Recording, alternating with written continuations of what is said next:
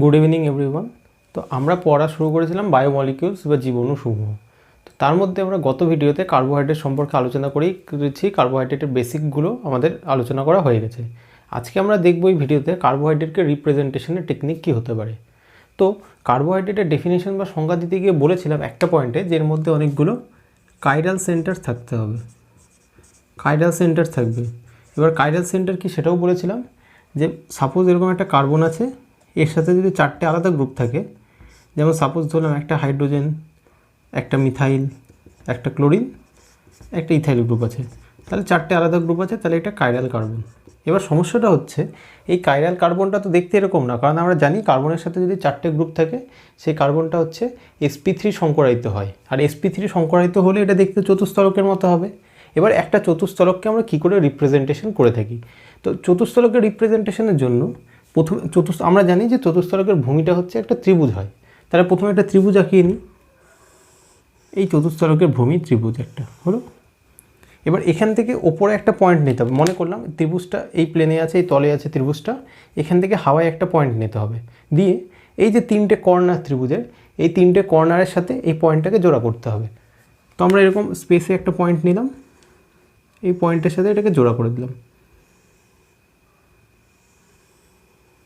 এই হচ্ছে একটা চতুস্তলক দেখতে। এবার তাহলে চতুস্তলকে কার্বনটা কোথায় আছে, আমাদের যেটা সেন্ট্রাল কার্বন বা যেটা কাইরাল কার্বন বলছি, এটা হচ্ছে এটার মাঝে আছে। আর এই কার্বন থেকে চারটা দিকে চারটে হাইড্রোজেন আছে, এদিকে একটা হাইড্রোজেন, এদিকে এই মিথাইলটা, এদিকে আছে হচ্ছে অন্য একটা গ্রুপ ধরলাম ইথাইল, আর এদিকে আছে ক্লোরিন। তো এই হচ্ছে আমাদের একটা চতুস্তলকের রিপ্রেজেন্টেশন। তার মানে কার্বোহাইড্রেটে সেন্ট্রাল কার্বনটা বা কেন্দ্রীয় কার্বনটা যেটা আলোক সক্রিয় সে বা কাইরাল যদি হয়, তাহলে এরকম চতুস্তলক দেখতে হবে। কিন্তু এরকম চতুস্তলককে কি বারবার করে আমাদের বোর্ডে আঁকানো সম্ভব? একদমই সম্ভব না।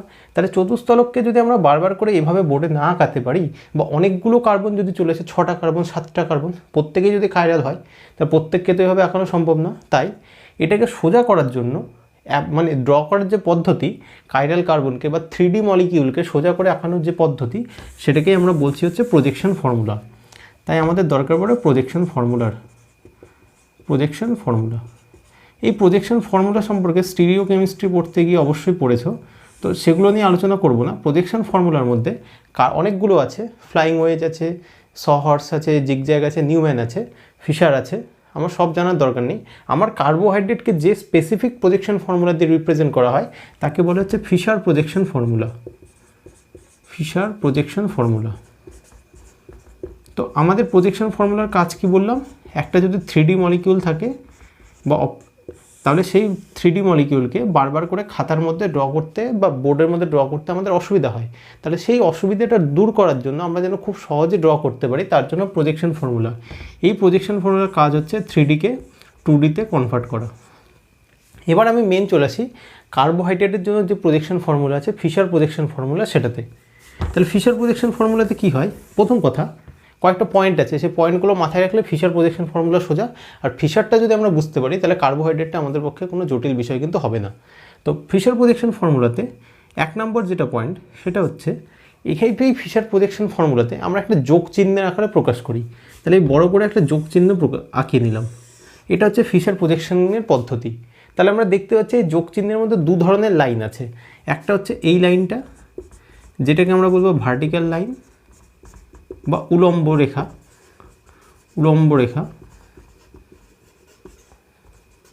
আর এটা হচ্ছে, আর এই লাইনটা হচ্ছে হরাইজন্টাল লাইন বা অনুভূমিক রেখা।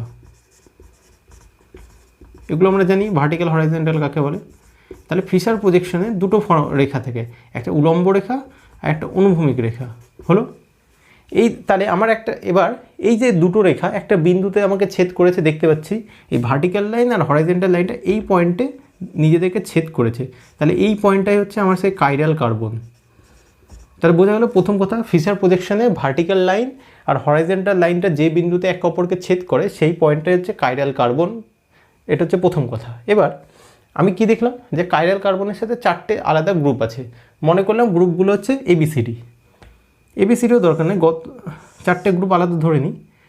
আচ্ছা, মনে করলাম এরকম ছিল একটা কার্বন, মিথাইল ছিল, হাইড্রোজেন ছিল, ইথাইল ছিল, ওইচ ছিল, তো এখানে এটা হয়ে গেল কাইরাল কার্বন। এবার 4টা গ্রুপকে চারদিকে দিয়ে দিই, OH, ইথাইল, মিথাইল, হাইড্রোজেন।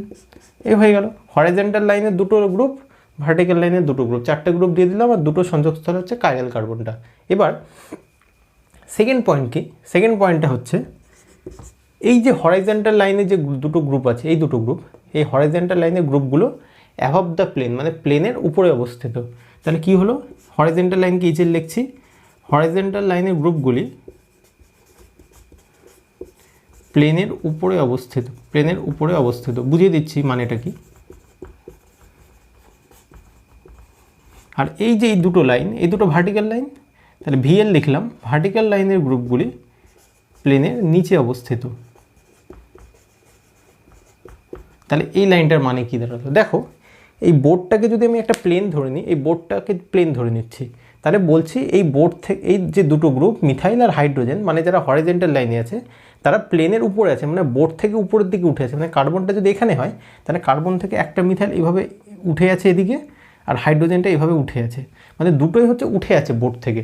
আর আমি যদি আরও সোজাভাবে বোঝাতে পারি তাহলে এইভাবে বোর্ড থেকে মিথাইল আর হাইড্রোজেনটা এইভাবে উঠে আছে প্লেনের দিকে।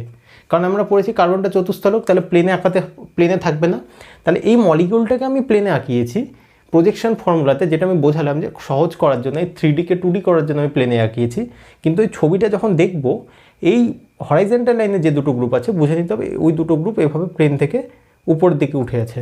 সিমিলারলি এই ভার্টিক্যাল লাইনে যে দুটো গ্রুপ আছে OH আর ইথাইল বা যে কোনো দুটো গ্রুপ ভার্টিক্যাল লাইনে যারা থাকবে তারা প্লেন থেকে পেছনের দিকে অবস্থিত, মানে বোর্ডের একদম পেছনের দিকে এইভাবে আছে। তাহলে দুটো গ্রুপ সামনে এইভাবে আছে বোর্ড থেকে, আর দুটো গ্রুপ পেছনে এভাবে আছে। আশা করছি বোঝা যাচ্ছে যে কী করে হচ্ছে। তাহলে এই দুটো হচ্ছে আমাদের মেন কথা মনে রাখতে হবে ফিশার প্রজেকশন ফর্মুলা সম্পর্কে। আরও কয়েকটা ইম্পর্টেন্ট পয়েন্ট আলোচনা করে নিই যেগুলো আমাদের বারবার করে কাজে লাগবে।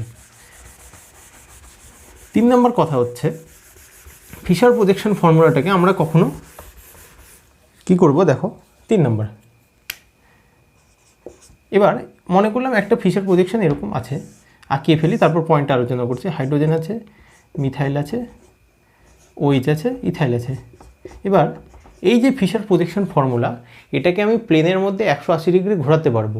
তাহলে ঘোরালে কি হবে, মনে করলাম প্লেনের মধ্যে 180 ডিগ্রি ঘোরালাম, সে ঘড়ির কাঁটার দিকেও ঘোরাতে পারি, ঘড়ির কাঁটার বিপরীত দিকে ঘোরাতে পারি, তাতে যায় আসে না। আমি ঘড়ির কাঁটার দিকে ঘোরালাম 180 ডিগ্রি, কোনটা খেয়াল করবে 180। তাহলে কী করে হবে, এই মনে করলাম এই পেনটা, তাহলে এটাকে যদি 180 ঘোরায় কী হবে, এই পেনটা উল্টে যাবে। তাহলে আমার যদি বুঝতে অসুবিধা হয় আমি এভাবে পেনটাকে রাখবো, এই ঘুরিয়ে দিচ্ছি, তাহলে কি হলো, মলিকিউলটা নিশ্চয়ই একদম ঘুরে যাবে 180 ডিগ্রি হলে, তাই তো হয়। এই প্লেনটা যদি পেনটাকে রাখছি, এটাকে যদি 180 ঘোরালে এভাবে সম্পূর্ণ ঘুরে যায়, তাহলে মলিকিউলটা সম্পূর্ণ ঘুরে যাবে।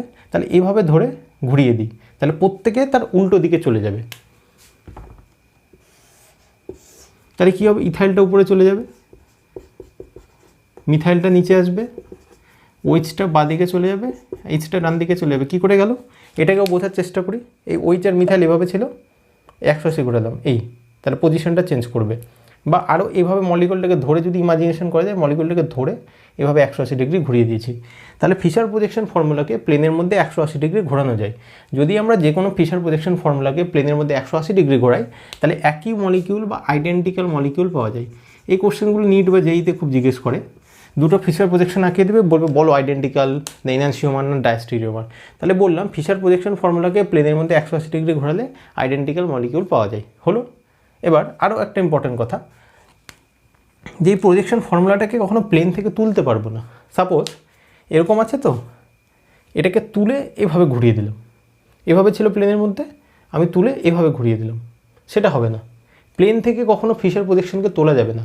আমি প্লেনের মধ্যে এইভাবে ছিল, এভাবে প্লেনের মধ্যে ঘোরাচ্ছি, ওকে, কিন্তু প্লেন থেকে তুলে এভাবে উল্টে দেব, সেটা কখনো সম্ভব না। শুধু প্লেনের মধ্যে ঘোরানো যায়, প্লেন থেকে তুলে ঘোরানো যায় না।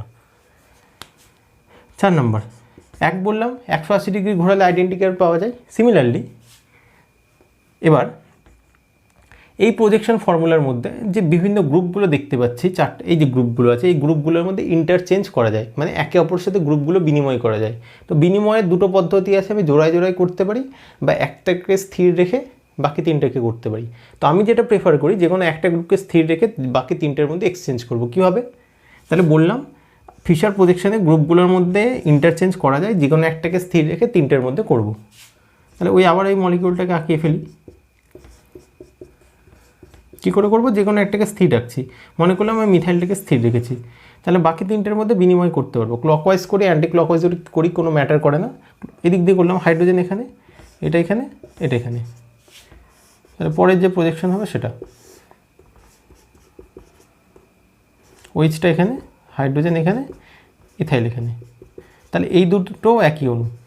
তাহলে যে কোনো একটা গ্রুপকে স্থির রেখে বাকি তিনটে গ্রুপের মধ্যে ইন্টারচেঞ্জ করলে একই অণু পাওয়া যায়। সিমিলারলি তুমি অন্যটাও করতে পারতে, এখানে যদি আরেকটা করো,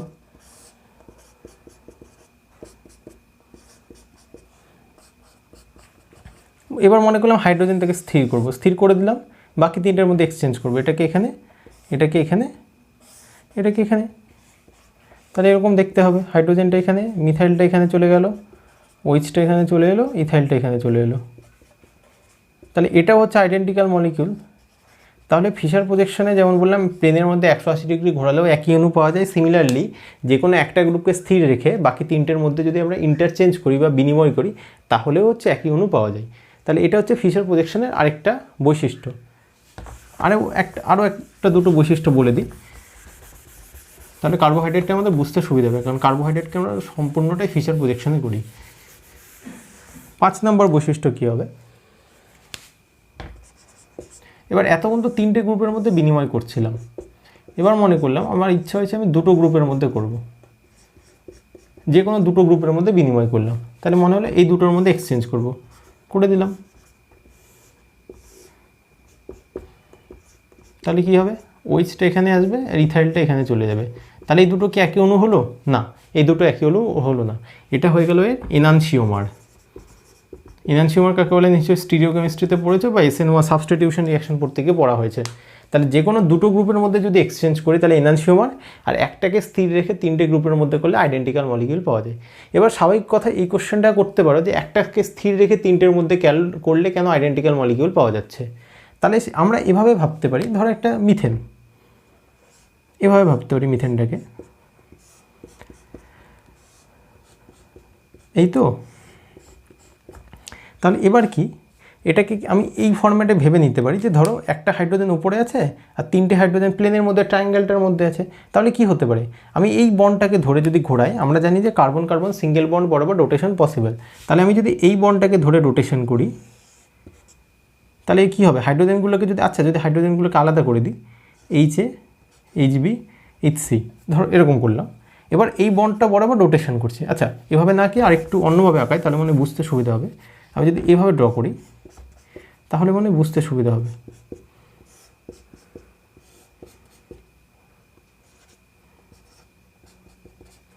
এটাকে একটু এভাবে ইমাজিনেশন করি, এই আছে। তাহলে এবার আমি কি করতে পারি? এবার যদি আমার কাছে এই যে সিএইচ বন্ডটা আছে, এই সিএইচ বন্ডটা এটা বরাবর যদি রোটেশন করি তাহলে কি হবে? এই বরাবর রোটেশন করলে গ্রুপগুলোর মধ্যে পজিশন এক্সচেঞ্জ হয়ে যাবে। কি করে এক্সচেঞ্জ হবে? দেখো, মনে করলাম এইচের সাথে একটা বন্ড এখানে ছিল, তিনটে বন্ড আমি দেখাতে পারছি না। এবার আমি এটাকে রোটেশন করলাম, তাহলে এটাকে রোটেশন করলে কি হবে? এটার সাথে সাথে এই যে এই গ্রুপটাও রোটেশন করে এই যে এখানে চলে আসবে। আরও যদি রোটেশন করি, এই গ্রুপটা রোটেশন করে এখানে চলে আসবে। এভাবে হচ্ছে রোটেশনটা, যে যখন আমি সিএইচ বন্ড বরাবর এখানে রোটেশনটা করছি তখন এই তিনটে গ্রুপ নিজেদের মধ্যে এক্সচেঞ্জ হচ্ছে। কেন? কারণ এই কার্বনটা এর সাথে অ্যাটাচড। তাহলে এই যখন আমি এই বন্ডটাকে ঘোরাচ্ছি, এই টিপটাকে যদি কার্বন অ্যাটম ভাবো, তাহলে এই বন্ডটাকে যখন ঘোরাচ্ছি কার্বনটাও ঘুরছে। তাহলে কার্বনটা ঘুরলে এই তিনটে অ্যাটমও নিজেদের মধ্যে পজিশনটা এক্সচেঞ্জ করছে। তাহলে সিএইচ বন্ড বরাবর যদি রোটেশন করি তাহলে দেখো একটাকে স্থির রেখে বাকি তিনটের মধ্যে করলাম। বোঝা গেল যে একটাকে স্থির রেখে বাকি তিনটের মধ্যে করলাম। ক্লিয়ার? আশা করছি ক্লিয়ার হয়েছে যে কোনো একটাকে স্থির রেখে বাকি তিনটের মধ্যে এক্সচেঞ্জ করা যায়। হলো। এবার হচ্ছে 5টা পয়েন্ট হলো, আর লাস্ট একটা ইম্পর্টেন্ট পয়েন্ট আমি বলে দিই, সেটা যদি আমার একাধিক কাইরাল সেন্টার থাকে তাহলে কি করে করব। ফিশার প্রজেকশনে বলেছে ধরো আমি তো পড়েছি একটা কাইরাল সেন্টারের জন্য এরকম করেছি, তাহলে একাধিক কাইরাল সেন্টার হলে কী করবো? সেক্ষেত্রে ফিশার প্রজেকশনে ফিশার বলে গেছে যদি একাধিক কাইরাল সেন্টার থাকে তাহলে যতগুলো কাইরাল সেন্টার থাকবে ততগুলো হরিজন্টাল লাইন আমাকে ড্র করতে হবে বা অনুভূমিক রেখা ড্র করতে হবে। তাহলে মনে করলাম দুটো কাইরাল সেন্টার, তাহলে এরকম দুটো দাগ, এই যে একটা কাইরাল সেন্টার, দ্বিতীয় কাইরাল সেন্টার। মনে করলাম তিনটে কাইরাল সেন্টার, তাহলে এই তৃতীয় দাগ, এই যে আরেকটা কাইরাল সেন্টার। মনে করলাম চারটে কাইরাল সেন্টার, তাহলে 4 নম্বর দাগ এই যে। তো এইভাবে যতগুলো কাইরাস সেন্টার বাড়বে ততগুলো আমাকে দাগ দিয়ে যেতে হবে। তো এই হলো আমাদের ফিশার প্রজেকশন সম্পর্কে বেসিক ধারণা। এর উপর ভিত্তি করে আমরা নেক্সট দিন শুরু করবো যে কার্বোহাইড্রেটকে ফিশার প্রজেকশনে আমরা কী করে রিপ্রেজেন্ট করতে পারি। তো নেক্সট দিন শুরু হচ্ছে পরের টপিক। আজকের মতো এখানে শেষ করছি।